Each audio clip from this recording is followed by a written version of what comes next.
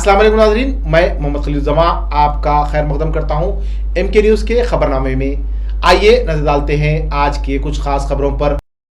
تلنگانہ میں 10ویں جماعت کے امتحانات کا شیڈول جاری کر دیا گیا ہے۔ سرکاری ذرائع کے مطابق 8 جون سے امتحانات کا آغاز ہوگا اور یہ 5 جولائی تک جاری رہیں گے تھی۔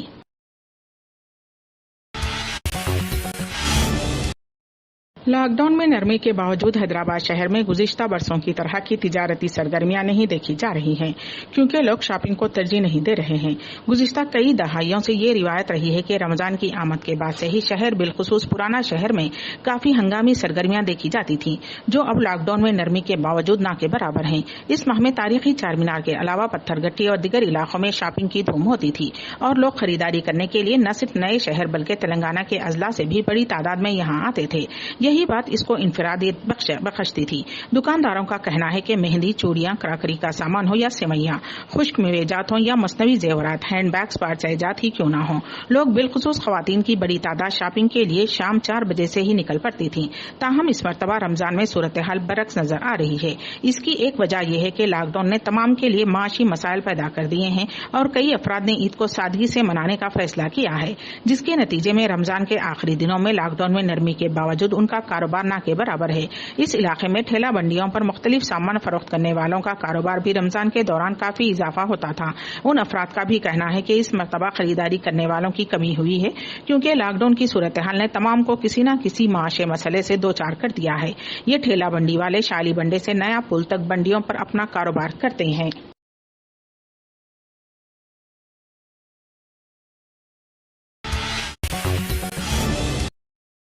ورنگل شہر کے مضافات میں مسلم خاندان کے 5 افراد کی نعشیں ایک کنویں سے دستیاب ہوئیں۔ یہ واقعہ خودکشی کا ہے یا پھر قتل کا؟ پولیس اس کی تحقیقات کر رہی ہے۔ اطلاع ملنے پر پولیس جائے وقوع پر پہنچ کر نعشوں کو بغیر پوسٹ مارٹم ہاسپٹل منتقل کر دیا گیا۔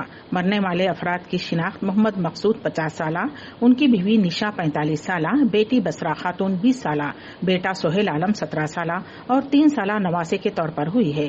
پولیس اس معاملے کو خودکشی سمجھ کر تفتیش کر رہی ہے۔ ایڈیشنل ڈی سی پی وینکٹا لکشمی کے مطابق ایم ڈی مقصود عالم 20 سال قبل مغربی بنگال سے اپنے خاندان کے ساتھ ورنگل منتقل ہو گئے تھے۔ پہلے وہ کریم آباد میں کرائے کے مکان میں مقیم تھے۔ دسمبر سے گیسوکنڈا منڈل کے لمب کوٹو کے علاقے میں باردان تیار کرنے والے گودام میں کام کر رہے تھے۔ لاک ڈاؤن کی وجہ سے ورنگل سے انہیں ٹرانسپورٹ کی زیادہ مشکل پیدا ہو گئی تھی، جس کے باعث وہ گودام میں کے کمرے میں ہی مقیم تھے۔ ان کے ساتھ ان کی متعلقہ بیٹی بسرا خاتون، جو اپنے شوہر سے الگ ہو گئی تھی، اپنے 3 سالہ بیٹے کے ساتھ رہ رہی تھی۔ گودام میں بہار کے نوجوان شری رام اور شیام نامی 2 نوجوان بھی کام کرتے تھے اور وہ اسی احاطے میں ایک اور کمرے میں رہ رہے تھے۔ بتایا گیا ہے کہ گزشتہ روز گودام کا مالک سنتوش گودام میں آیا تو کوئی ورکر نظر نہیں آیا اور اس نے کافی تلاش کی، جس پر اسے بولی میں 4 نعشیں پانی میں تیرتی پائی گئی۔ اس نے گیسوکنڈا پولیس کو اطلاع دی۔ کلوز ٹیم اور ڈاگ اسکواڈ کے عملے نے آ کر ثبوت اکٹھا کیے۔ ورنگل میونسپل کارپوریشن کے عملہ اور ڈیزاسٹر مینجمنٹ ٹیم اور پولیس نے مل کر 4 نعشوں کو باہر نکالا اور جمعہ کی صبح ایک اور نعش نکالی گئی۔ ڈی سی پی نے بتایا کہ لاشوں پر کوئی چوٹ نہیں آنے کی وجہ سے یہ مقدمہ خودکشی کے طور پر درج کیا جا رہا ہے۔ شبہ ہے کہ اگر کنویں سے پانی نکال دیا جائے تو اس میں سے مزید نعش برآمد ہو سکتی ہیں۔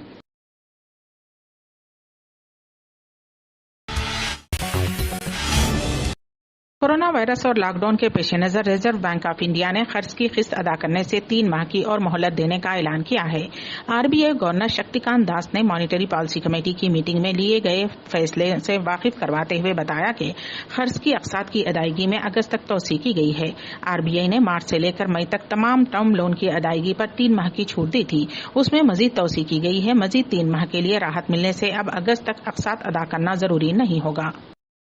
The RBI had announced, on both these occasions, certain regulatory measures pertaining to granting of 3 months moratorium on term loan installments. That is the first one we had announced. 2, deferment of interest for 3 months on working capital facilities. 3, easing of working capital financing requirements by reducing margins or reassessment of working capital cycle. 3, exemption from being classified as defaulter in supervisory reporting and reporting to credit information companies. 5, I think 1, 2, 3, 4, 5. I'm just listing out. It's possible that it missed to, that exemption probably was number 5. Exemption from being classified as defaulter. I think that was 4. The 5th point is extension of resolution timelines for stressed assets. And the 6th point was asset classification standstill by excluding the moratorium period of 3 months. So all these measures we have announced on 27th of March and on April 17th, essentially arising from these 3 months time we gave 3 months moratorium we allowed on the term loans, then on working capital we allowed certain relaxations and associated measures.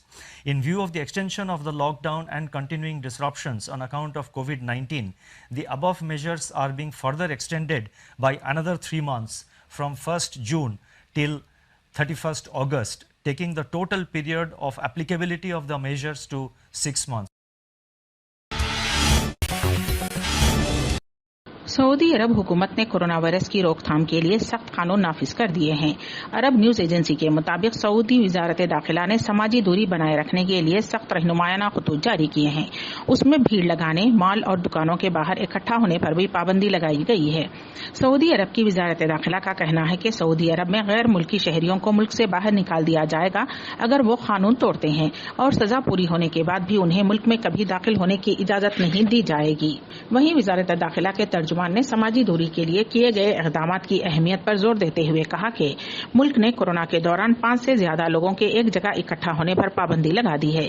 वजारत दाखिला का कहना है कि अगर दुकान में मुतय्यना तादाद से ज्यादा लोग हैं तो दुकानदार पर 5000 सऊदी रियाल का जुर्माना लगाया जाएगा, जबकि दूसरी मरतबा कानून की खिलाफ वर्जी करने पर जुर्माना दुगना हो जाएगा और तीसरे मामले में जुर्माना 3 गुना हो जाएगा।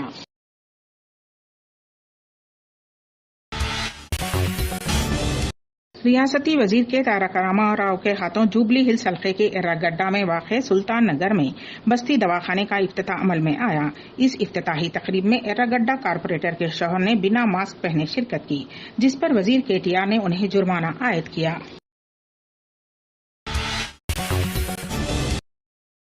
हैदराबाद में एक मुलाजिम पुलिस के कोरोना वायरस से मुतासिर होने की इत्तलात मिली है। बालापुर पुलिस स्टेशन से वाबस्ता detective sub inspector Sudhir Krishna को पिछले 3 दिनों से सर्दी, बुखार और खांसी की शिकायत पर हॉस्पिटल से रुजू किया गया। तिब्बी मायनों के बाद उनके कोरोना से मुतासिर होने की तस्दीक हुई है, जिसके बाद उन्हें गांधी हॉस्पिटल में शरीक कर दिया गया है। ये बात district medical and health officer Ramadevi ने बताई। वजीर आजम नरेंद्र मोदी ने आज मगरबी बंगाल के अवाम को यकीन दिलाते हुए कहा है कि मुसीबत की इस घड़ी में पूरा मुल्क उनके साथ है और मरकजी हुकूमत अम्फान तूफान से होने वाली तबाही से बंगाल को निकालने और बंगाल की असर-ए-नौ बाज आबादकारी के लिए बंगाल हुकूमत की हर मुमकिन मदद करने को तैयार है। वजीर आजम नरेंद्र मोदी ने कहा कि इब्तदाई तौर पर मरकजी हुकूमत ने 1000 करोड़ रुपये देने का फैसला किया है। ममता बनर्जी के साथ अम्फान तूफान से होने वाली तबाहियों का फिजाई जायजा लेने के बाद मीडिया के नुमाइंदों से बात करते हुए वजीर आजम नरेंद्र मोदी ने कहा कि अम्फान तूफान ने बंगाल में बड़े पैमाने पर तबाही मचाई है और लाखों करोड़ रुपए के नुकसानात हुए हैं। वजीर आजम मोदी ने कहा कि बंगाल को इस मुसीबत से निकालने के लिए मरकज और रियासती हुकूमत मिलकर काम करेंगे। उन्होंने कहा कि बंगाल को जल्द से जल्द दोबारा खड़ा करने और तरक्की की राह पर गामजन करने के लिए जल्द ही मरकजी हुकूमत की एक टीम बंगाल का दौरा करेगी और ज़राअत, बिजली, कम्युनिकेशन, सड़क, मकानात और दीगर नुकसानात का जायजा लेने के बाद पूरा खाका बनाएगी। बाज आबादकारी के लिए मौसर योजना बनाई जाएगी। वजीर आजम मोदी ने कहा कि बंगाल को असर-ए-नौ खड़ा करने के लिए जो भी जरूरत होगी उसको पूरा करने के लिए हम खड़े रहेंगे। इस संकट की घड़ी में राज्य सरकार को कठिनाई न हो, इसके लिए एक एडवांस असिस्टेंस के रूप में 1000 करोड़ रुपया भारत सरकार की तरफ से व्यवस्था की जाएगी। साथ साथ जिन परिवारों ने अपने स्वजन खोए हैं उन परिवारों को प्रधानमंत्री राहत कोष से 2 लाख रुपया और जिन लोगों को इंजरी हुई है उनको 50,000 रुपये तक की सहायता देने का भी हम प्रधानमंत्री राहत कोष से करेंगे।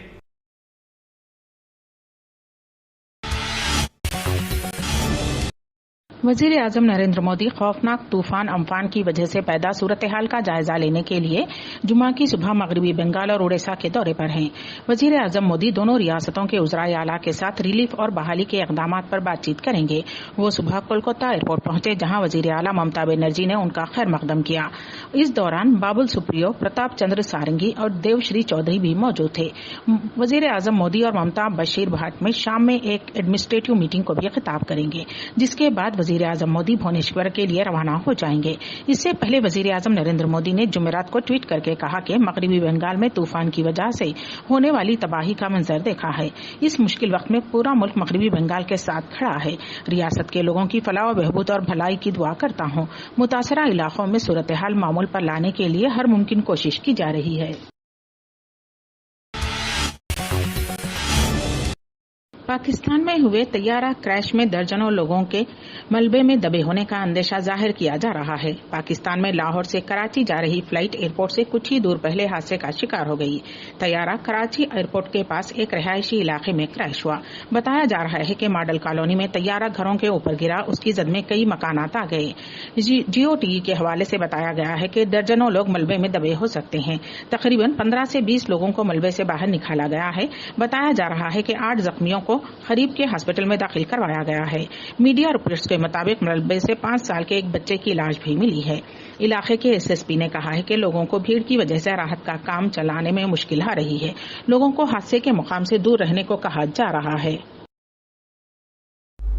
इसी के साथ MK न्यूज का इख्तिताम होता है। हमारी मुलाकात अगले बुलेटिन में।